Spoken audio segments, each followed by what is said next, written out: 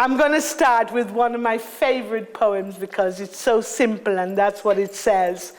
But in the village where I grew up, my mother went away to study nursing and my father was working in town. So I was with my grandmother and my grandaunt, and they used to sit on the little veranda up in the mountains. And this is what they'd say to me. The simple things of life, my dear. The simple things of life.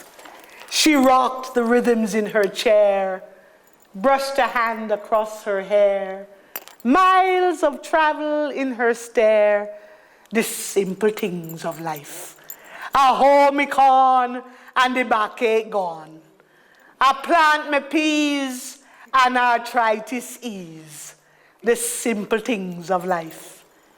Leaning back, she wiped an eye, read the rain signs in the sky, evening's ashes in a fireside.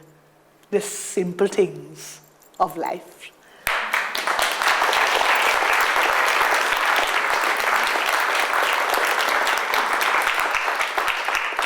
And you know, women's voices are really very important to me. And I think you'll find that most of my poems at some point speak from the women of my community. It makes it easier to go up on a stage because like I'm not reading everything about me and kind of trying to tell you just my story. But I was so surrounded by women growing up. And before Aunt Vida died, there was my grandmother and my Aunt Vida who were in their 80s and 90s. Then there's my mother who is in her 70s. Then me in my 50s. I have a daughter in my 30s and I have a granddaughter who is in a year and a half. So it's like last Christmas at home, there were 5 generations of women in the house. And I'm very lucky, very fortunate to have come of such beautiful women.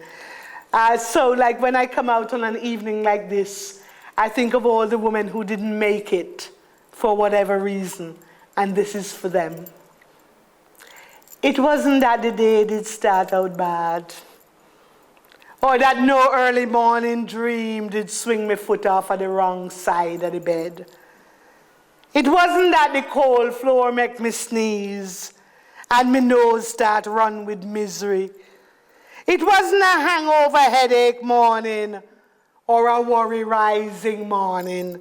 The sun did a shine same way, and a cool breeze just a brushing from off of the sea. And the morning news was just the same as ever. 2 shot dead, truck lick 1, Israel still a broke up Palestine, and Bush think him have the whole world hand twist back at them. No, it wasn't the day that start out bad. It wasn't even pre-MT or post-MT. It was just another ordinary get up, get the children ready for school morning. Another wonder what to cook for dinner this evening morning. Just another wish me never did breed, but Lord, you know I love the children morning. Just another wonder if I take up back with this man, it would have eased the situation morning. No, it wasn't no duppy frighten me, make me jump out of my sleep in a bad mood. Nor no neighbor bring first quarrel to my door. It was not the price rise pon bus fare and milk and sugar. It was just another same way morning. Another clean up the mess after everybody left morning. A perfectly ordinary morning of a perfectly ordinary day, just trying to find a way out. So it was hard to understand why the ordinary sight of my own frock, hang up on the line with 2 clothespins, should have stopped me from doing nothing but just bawl.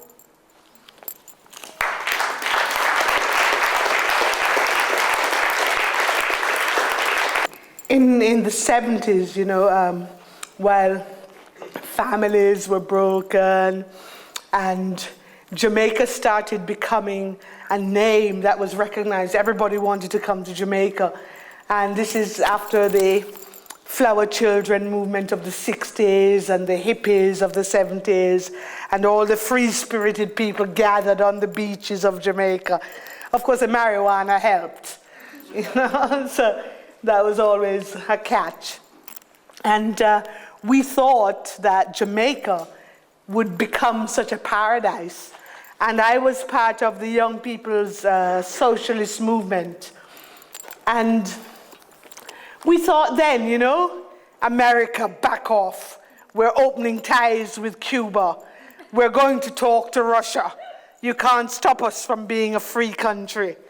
And of course, America said, not again in my backyard.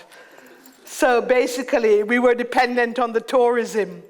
And we got such bad press in America that, in fact, there was one news story that went out saying that a communist ship had just arrived in Kingston Harbor, flying a red flag, and they were going to take over the government. So anyway, in the 70s, tourism collapsed. All the business people, you know what business people are like. Soon as you threaten them, they take their money and run.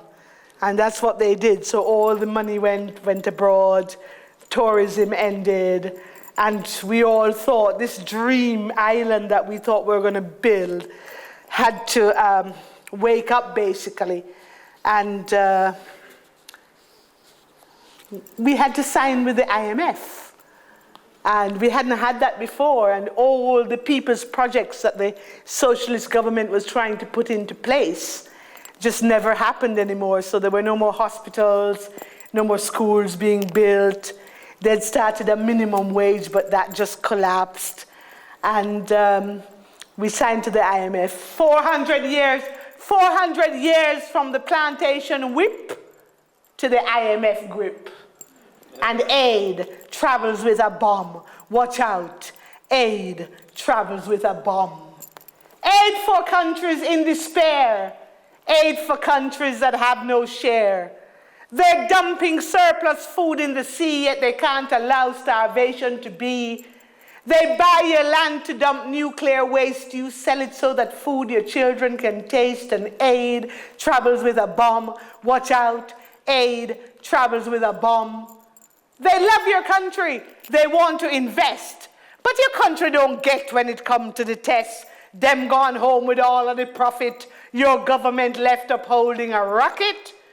They rob and exploit you of your own, then send it back as a foreign loan.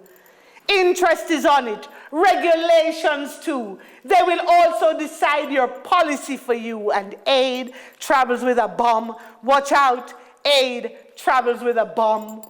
You don't know if they're on CIA fee or even with the KGB, because you think your country is oh so free until you look at the economy. And aid hits you like a bomb. Watch out!